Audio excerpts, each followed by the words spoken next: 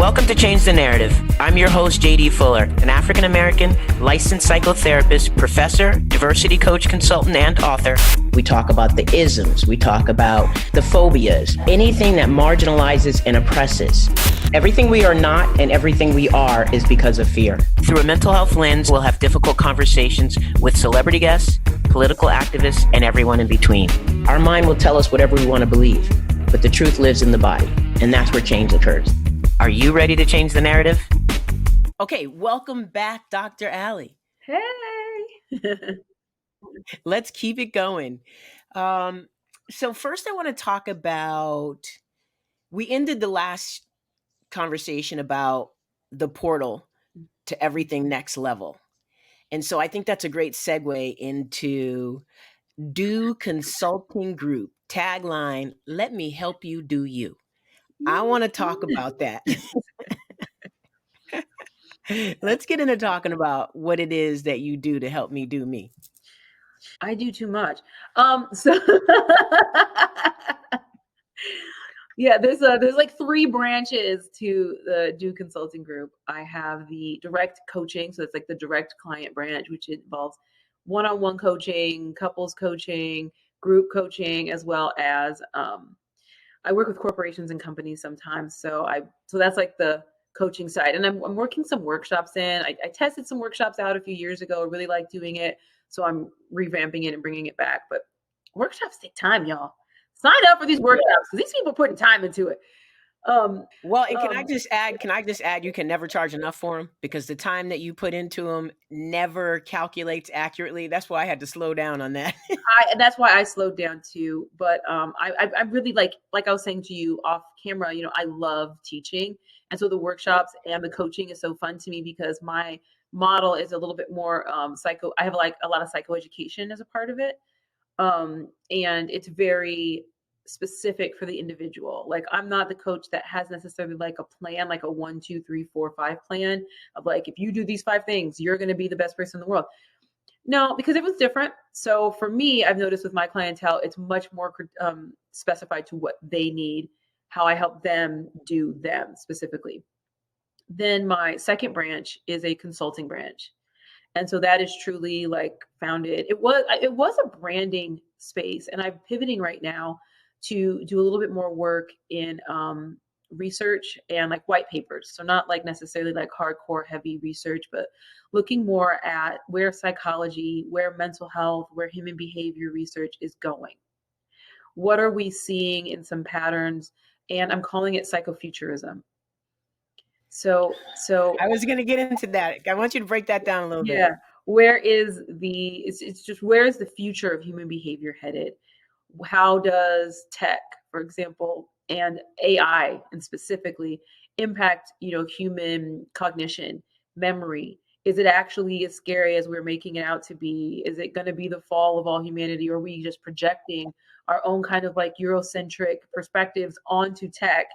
It is created by, a lot of people with those types of perspectives. So I'm trying to get an idea of what's happening next. And that was kind of, and so the pivot away from branding, and I still brand, but because I was doing like a neural marketing was kind of the specific focus, looking at how the human brain impacts the way we experience brands and helping brands to kind of utilize that research and information to create something that was actually going to really target their audience. That is where I love aesthetics, and the way things look and is really important to me. And I think a lot of people will be like, well, why don't we care? It matters. Okay. Cities are planned with the help of psychologists and people who understand human behavior. Marketing was created by Edward Bernays, who was the nephew of Freud. Oh, wow. I didn't know that. Yeah. And he was a little evil. He was like, he knew bacon wasn't good for people, but the reason we eat bacon and eggs for breakfast is because of the work of Edward Bernays in the 1920s. The reason women smoke cigarettes is because of Edward Bernays. He utilized the information that he literally sat with Freud and learned from Freud about the unconscious and the sexual nature of things. And he postulated that women didn't use cigarettes because they were phallic, and that it was inappropriate for women to have anything phallic in their mouths, especially in public. And so he changed the narrative by getting a lot of socialites to go to a women's suffrage parade and wear short skirts, and they would pull cigarettes out of their garter belts and smoke them publicly, and it was salacious. All the news and all the press, he asked the press to come to specifically cover it, so like early TMZ, and created the model that we really see today, because before they weren't really doing things like that. And so he was the father of modern marketing. And so I'm interested in marketing from that perspective. So that's why I worked in branding, and now I'm trying to bring it kind of a little bit more mental health and human behavior focused. But branding is still a part of it. Aesthetics is still a part of it. I just want to do more like white papers and create a think tank. That's kind of what I'm doing now. I'm getting funding for this think tank, and it's going to be exciting. Yeah, it's a lot though. So there's that, and then the other arm is media and television, which is how I get a lot of my messages out, through podcasts, through public speaking, through shows and television, radio, whoever will have me, really. Don't say that. I like to sound exclusive. I know. No one can have me. I hate talking about these things. No, yeah, you're right. But yeah, any medium. I'll write it down. I will. But yeah, so those are the three branches of the Doux Consulting Group. Well, and what about the products? So the products are a part of the direct, probably the direct client part. So I have something that I have already created that is here. It's going to be backwards because of this, and I'm giving away the fact that I have a light here. But the new deck is a mental health card deck that I actually created in the midst of the pandemic, while I was having like some real serious issues with like anxiety. And so it's a 52 card deck, and it's full of a bunch of like interventions that I've utilized over the course of my career, and then like pretty drawings and images, and just a bunch of just different interventions that I've always really loved and utilized with clients in the past and with myself. And for me, it was all about bravery. I was like, how do I really connect with myself to feel brave? And so a lot of this is about learning how to radically accept who you are, connect to who you are, which also connects to, the quote that you gave, and the conversation that we've had before, is that there's a lot of parts of who we are. We're not just one kind of static existence. We're not one static person. But I've noticed a lot of people don't keep up with the changes that they've experienced, don't keep up with the growth that they've had. So a lot of the cards in this deck will help you to do, things like that. Like this is a journal card all about connection. So I have like cards, I have journal cards, do cards, and meditate cards. So you're going to be journaling, doing something in the world, or meditating. And this journal card, it just has you journal on, see the world from someone else's perspective this week and write about it. So just see somebody else's perspective and just sit in it and write about it. And so it's just ways for you to learn to connect with yourself by stretching yourself in different ways. I love it. Thank you for sharing all of that. And they can buy them. Yes, from my website, allycinhicks.com. And then I'm actually having an event on the 19th of May at Octavia's bookstore. Have you heard of this place? Yes, I am like obsessed. It's like, it's the first Black woman-owned bookstore in LA or in like California? I don't know, but I know about it, and I'm happy I do. Yeah, it's like, I keep saying LA, but I think it might be bigger than that. I think it might be even more. Yeah, and it's such an amazing space. So I'll be having an event there where I'll be teaching people how to use the cards, and they can purchase the cards if they want to come there too. But obviously, you can buy them on my website. Perfect. I want to shift gears just a little bit. Same vein, but shift gears a little bit. What is your opinion and experience on how to develop a loving marriage/relationship? I love Because your husband's so darn cute, and you two are so darn cute together. And every time I see you, I get a smile immediately. Adorable. He's just my favorite person. But like, that doesn't mean we don't fight. That doesn't mean we don't argue. That doesn't mean there are some days I don't look over at him and just want to knock him onto the floor out the bed. But I'll say, I think number one, I think communication is key. It is the thing, because like I even said earlier, we are not static. We change and we reshape ourselves, and you're also changing and reshaping yourself while you're trying to live this life with this other person who's changing and reshaping themselves too. And so you got to keep up with it. And so I feel like it's important to have open and honest communication, and everyone's communication is going to look different, right? Like I am a verbal communicator. I will tell you every single feeling I'm having. I will articulate it to you in great detail. If any of you have been paying attention, I am not parsimonious. I do not keep it short. Every answer is going to be even longer than the last. And, and I'm like that with my dear sweet husband, who is parsimonious, who doesn't necessarily want to have a 10-hour conversation about my feelings and how I feel like the color purple today, and my emotions are fuzzy. He doesn't necessarily want to hear that.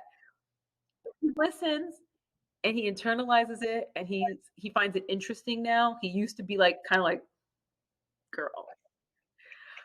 But he's adapted to me and I've adapted to him, and understanding. I think an issue for me initially was if I wasn't being listened to and heard, I felt like I wasn't being loved. And so I had to learn that he was still loving me, even though he had kind of tapped out on our conversations. Right.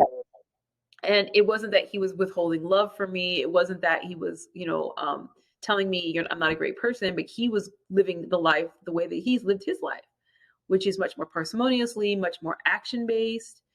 And so we were able to find that balance. So communication is going to be a dance. It's not like you can learn some rules of communication and that will always be the truth for here and forever.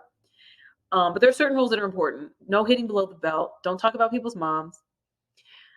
Don't talk about things that people can't change. Like you hear a lot of partners will try to hurt their partner by saying, "Well, you're this anyway." They'll try to find something about a person's physical body to talk about to just hurt them. Don't do that. Why are you hurting somebody you love? Stop it. So talk about your own emotions. Try not to project onto theirs and say like, "Oh, you must be this emotion." You don't know what they're feeling. I used to try to guess all the time, and I was wrong. And I do this for a living, and I was wrong. And so talk about yourself, the whole I statement thing. And then next, I think it's intimacy and being able to find ways to feel intimate with your partner. And that's not just sexual, but obviously it is sexual too. But it's also just finding ways to sit with your partner. How do you hold and contain your partner quietly or with words and actions? But how do you learn to just be close to somebody? And for some of us, that's not easy because maybe we haven't been comfortable with intimacy, which is why I think for so many of us, it just becomes sexual because we're not used to having non-sexual intimacy with people, because maybe the non-sexual people in our lives were not very close to us. And so the only time we got that closeness was when we did have a sexual partner. And so learning how to be intimate is important. And with intimacy, you must have safety. It's hard to be intimate when you're not safe. So I would say almost impossible, but and so safety is different for everyone as well. Obviously physical safety is a paramount. Like obviously nobody should be beating your ass. Like no, not once, not ever. Right. And then there's emotional safety. Can you share with this person? Cognitive safety. Can you share ideas with this person? Can the two of you go back and forth on something without becoming unsafe? And spiritual safety, right? Am I able to be in my own spiritual practice while my partner is able to maybe be in theirs? So those are some of my thoughts. Perfect. And I want to throw a variable in there, which has to do with culture and Black love. How is it additionally challenged? I think that there's so many pressures placed on the Black community that we've always known, but it hasn't been as socially acceptable to talk about as it has become, especially in the years post George Floyd and the Black Lives Matter movement. I think that we're having so many more public conversations, which are yielding so many more personal conversations. And so I think that we're having a real airing out of Black trauma right now. And some of it's happening on a public stage. And I think everyone has their own beliefs about, some people are like, we need to keep this private in the Black community. Some people are like, no, everybody needs to know. I'm neither here nor there. I think that we all process our trauma differently. And so I think that historically the Black community has been pitted against one another. And we know this in any way possible. Fair complected against brown complected, wealthy against poor, educated against non-educated, men against women, Christians against, hoodoo. it's the society has found any way to keep us separate because, it's easier to cut off fingers than to, destroy a fist. Like they don't want us empowered because they saw what happened when we had them slave revolts, and some of them were quite successful. And if all of us are behind, we're behind it. If all of us, no matter our gender expression, identity, religion, color, if we all were behind it, they'd be in real trouble, and they don't like that. And so, well, that's why I have come to call us the global majority, as what used to be known as people of color, because when we start to connect in that way, there's no stopping us, and that's a known fact. Right? When all the people begin to realize, like, wait, this doesn't make sense.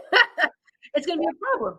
And so in the Black community specifically, there was, very well thought out mechanisms to make sure we were separate. And Black men have this proximity to power in their masculinity and their maleness that allows them to, it kind of is like, they're like, I'm so close to being a white man. I'm so close to being almost in power, right? But obviously they're reminded every day that they're Black. And I think that that's something that can become very frustrating because as a Black woman, we're not close to power at all from the perspective of power being white and male. We're not white and we're not male. And so we, I think, have a very different perspective on how it is we maneuver through the world, which is why I think Black women see so clearly a lot of the problems surrounding us in the world because we're impacted by just about all of it. And I think Black men see so much of it as well. But I think that masculine, that male part, they get caught up in some of the toxic masculinity. Obviously, not all of them are. I know so many guys, so many Black men that are just exquisite and amazing, speaking in big generalities. And I think that this impacts us in relationships because we have all this trauma that's swirling around. We've had a historical inability to process it publicly. We haven't even been able to meet and gather for more than 50 years, or 100 years or so. And so we are learning how to maneuver with one another while traumatized, while being told that one is better, another is worse, this is that, and then trying to love each other in safety while we're not safe. That's it right there. That's it. That's it. Really, right there. That's heartbreaking, and it is important for us to acknowledge that for each other and community. Yeah, that's perfectly said. Okay, I got to get in a couple more things here that I think we're really. I just want to share because I think it's important the way you framed it, and so I want you to talk about the adult friendship love and getting your friendship needs met. I loved that whole explanation. So will you get into that a little bit? Yeah, I think because when we're dating, he or she, our partner won't answer the phone, and we're all depressed and sad. But it's like that's where you go to your squad, and I call it my Golden Girl squad. But obviously, all genders welcome, all identities welcome. I just like Golden Girls. There can be all kinds of people in your Golden Girl squad, your Golden Person squad, and so. For me, I think that they're just these individuals that you're able to support yourself with without the complication of any romantic Eros style love. So I think it allows these relationships to project longer. But there's also, things change, things can come to an end. But I feel like when you kind of diversify yourself, so I have like a number of different groups of friends for different things. And I've learned to do that over the course of my life because I'm kind of that friend that is like, yeah, we're loyal to each other and it's just me and you. And then sometimes it doesn't work out. So I'm like, okay, I got to think a little differently. And so I feel like some of the most powerful relationships will be these ones. And part of my reasoning is for those of us that are married to men, Black men don't tend to live as long as Black women. Right. And so if your partner is your best friend, there may come a day when you are without your partner. And so who are going to be the people that are going to be in your corner? Especially, if you don't have kids, or even if you do, because your kids aren't your best friends. You can be friendly with your kids and you are friends with your kids, but you don't need to be projecting your issues onto your kids and talking to them about certain things that maybe are a little beyond the relationship. And so you've got to have the folks around you that can contain you, can hold on to your secrets, can hold on to your experiences so that you can be this best person for everyone that you're experiencing and you're helping and you're dealing with. And so get as many friends as you can, right? associates. Because, we all know best friends are like here. Best friends are here. But, best friends, things change. And so I think it's important to have great networks. So I have networks of people that are like my fashion friends. We talk about clothes and we buy stuff. I have my health friends who are all like, eat this vegan food. And then I have my friends that are like, let's go out to party. I have my travel friends, which are also my party friends. And we like travel around the world and we do all this kind of stuff. And then I have my spiritual friends and I'm like, girl, you won't believe what dream I just had. Let me tell you. The ancestors are speaking. Then you've got to go along with you and your ancestors, so or your religion or whatever. And so I believe in diversifying, but of course you have your core, and some people are really lucky to have a tight core and some aren't. And so it's just important for you to understand that it's a release. It's an important space for you to like dive into. So I hope Well, and the other thing you said, Doc, that I really appreciate is that you can't expect you from your friends. That's so important. That was a hard one for me to learn in life. So I just wanted to throw that in there as well as a part of what you talk about when you talk about friendships. Thank you. I think that's really important. Okay, so I want to talk about something a little heavy, and we don't have to spend a lot of time on it, but I think it's important to acknowledge the most recent report from the CDC says that sexual attacks and other traumatic experience have led to an unprecedented level of hopelessness and suicidal thoughts among America's young women. Where do we start the conversation? I mean, I think we can even go back to conversations of toxic masculinity. We are in a pivot space right now. We are in a cultural transition in the United States, and the pandemic has helped to literally add gasoline to the fire.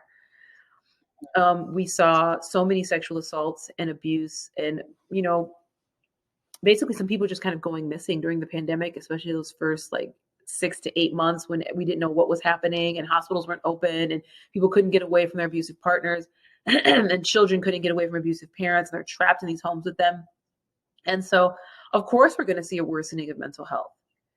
And then now as a part of that worsening, because women being assaulted aren't the only ones experiencing a worsening, there's also a worsening in men and kids. And so we're seeing rhetoric in social spaces become much more vitriolic, much more violent, which is moving this all forward. And so how do we heal when we are constantly being injured? So I feel like this might be a shadow time for a lot of us in looking into the shadow, but keeping our drishti, our focus on something solid, right? And there's not a lot of solid right now. Laws are changing across the country. There are very scary conversations going on. And what is it in your life that is stable? Is it spirit? Is it, it's hard to make it a person because people are constantly moving, right? And so find something that is an area of solace for you, and be able to focus and be like, okay, this is my true north, this concept, this idea, this belief, because it is a heavy time. And obviously I think we will get through it. I mean, the 1920s sucked too.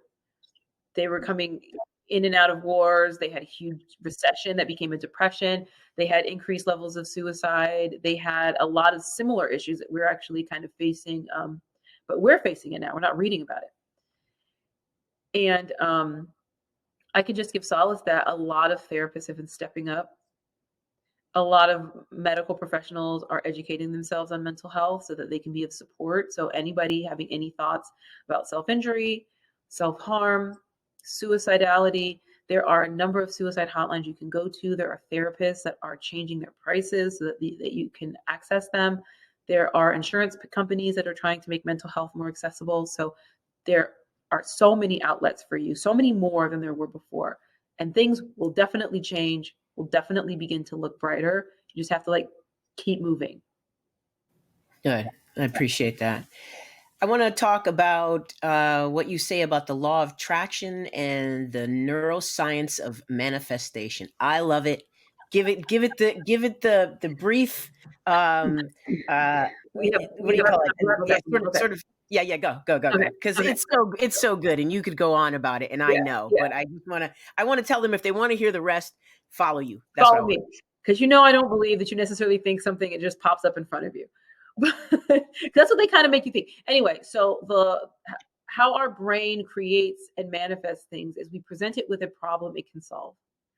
So when you present your brain with a well thought out problem, so I tend to look at like SMART, specific, measurable, attainable, realistic, and time limited. When you present your brain with a challenge in that way, it understands how to get it for you. So it seems effortless. It seems like it magically happened because it happened more on an unconscious level, because your frontal lobe is all about problem solving. So you'll create that mood board, that vision board. You'll write out your challenges in a way, in a positively worded way. So that means presence of, not absence of. So if you say, I don't want to be 150 pounds, that's not necessarily telling you what you want, right? So you tell yourself, I want to be healthy, and what healthy looks like is this. So you be very specific about what that means. So now your body and your mind can begin to get you in that direction. So when you pick up a cookie, you're going to be thinking, is this getting me toward what my vision of health is? Maybe not. Put the cookie down. So it's not that you magically come out healthier, but it's that now you are making small iterative steps toward the things that you want, because you are constantly being confronted with it, because either you wrote it down somewhere, because you worked it out, or because you have like that vision board. That's how vision boards work, is they remind your frontal lobe of your goals so you can get them. And I've experienced it in my own life, so I believe in it, and I wanted to make sure you talked about it. Okay, so I want to get to the show, and then I have one more question, and then we're going to go over where everybody can find you again. Okay. So, talk about the show on OWN Network, Mother Like Daughter, and what you have found to be the greatest barrier between having a healthy relationship versus not so much. Oh my God. So Like Mother, Like Daughter it's a show. My mom and I, she has a PhD in clinical psychology as well. And so we helped mothers and daughters to work on their traumatic relationships. And this 21-day workshop we did, it was literally beyond. And I'm hoping something, we can continue on, but there's been mergers and things have happened. So we'll see what happens. But what I saw as the biggest challenge, oh my God, there were so many. It was, their trauma. The theme was trauma. There was, moms don't tend to tell their daughters about the experiences that they have until it's like maybe a fight, like we're having an argument, and it's like, well, horrible things have happened to me, so why should your life be any different? Right? And that's not always the space to tell your daughter about your history of trauma, because it's about her at that moment, right? Because maybe she brought something up, and so that's but that's kind of when we end up like exposing these family secrets, is when we're all really pissed off. And so I would say, yeah, trauma, because there's so much, it breaks my heart. There's really is a lot of underlying pain in our society. Well, I hope it comes back, because you and your mom are doing great work, and I really appreciate it. Okay, so one more thing, and then you're going to tell us everywhere to find you, your products, and so forth. Talk about the grass and the Tupperware. By the way, it's all died. I have to get more because I left it outside and it's too hot on my patio, so I killed it all. But I loved it when I had it. So getting ready for my surgery, I was entirely imbalanced, and I believe in standing in earth to release all these free radicals, take in all the positive things from the planet, and just release. And so I live in an apartment. I'm on like the millionth floor. So I'm not walking outside and standing in the grass at the park. I'm not doing that. I don't care. I'm not. Because I'm not absorbing whatever's out there. So so I went and I got some sod, and I put it in this big, like kind of shallow Tupperware. And I would just put it under my feet when I was like watching TV, or, like sitting on the couch. And it was very grounding for me. Very, very grounding. Yeah. He was like, "You're a maniac." But I mean, he's used to being weird now. I mean, I'm weird. Like, I dance around the house often. I'm like, I do lots of things that are very different. And but he liked it. He thought it was cute. I had a little lid for it so it wouldn't, get all bad. But yeah, I'm about to go buy some more. I told myself the other day, I was like, I'm gonna go buy some more grass. Oh, that's so great. I saw that. I was like, I have got to get that answer in real time. That's so perfect. I loved it. Well, I have to tell you, what a pleasure to connect again. I love the way you think out of the box, explain what's in the box in a user friendly way, and then clock people on their shit while being humble. I mean, that Oh, is thank you. real talent. Thank you. This is quite a skill set that you have, and I'm here for it. Keep doing you, and thanks for making time for me because I appreciate all that you do, sincerely. Thank you so much. That was a great outro. My God, that was amazing. It comes from the heart. So please, once again, say where people can find you, your products, and every bit of wisdom you share. Yeah, you can find me at Allycin Hicks, everything. So AllycinHicks.com, Allycin Hicks on Instagram, on TikTok, and I think even on Twitter. And that's AllycinHicks. Thanks, Dr. Ally. You're a sweetheart. I appreciate you. Yeah. Take care, and I'll be in contact. Of course. Can't wait. Okay, bye.